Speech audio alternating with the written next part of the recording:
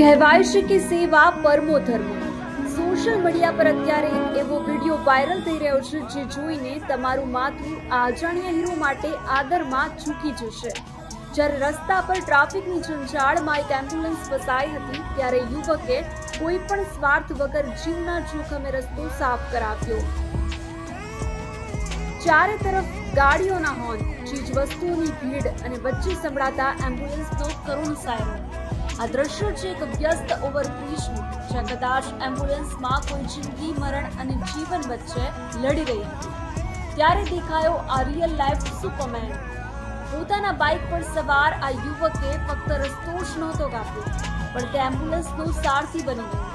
Traffic પોલીસની જેમ તે આગળ વધતો રહ્યો, હાથના ઇશારાથી ગાડીઓને બાજુ પર કરતો રહ્યો અને અટકેલી એમ્બ્યુલન્સને ગતિ આપી. આ યુવક કોણ છે તેની કોઈને જ ખબર નથી, પણ તેનું કાર્ય લાખો લોકો માટે પ્રેરણારૂપ બન્યું છે. ભારતમાં દર વર્ષે હજારો લોકો એમ્બ્યુલન્સ ટ્રાફિકમાં ફસાવાના કારણે જીવ ગુમાવે છે. મોટર વ્હીકલ એક્ટ મુજબ એમ્બ્યુલન્સને રસ્તો ન આપવો એ ગુનો છે, પણ આ બાઇક સવારે કાયદા માટે નહીં પણ માનવતા માટે જે કામ કર્યું છે તે કાબિલે તારીફ છે.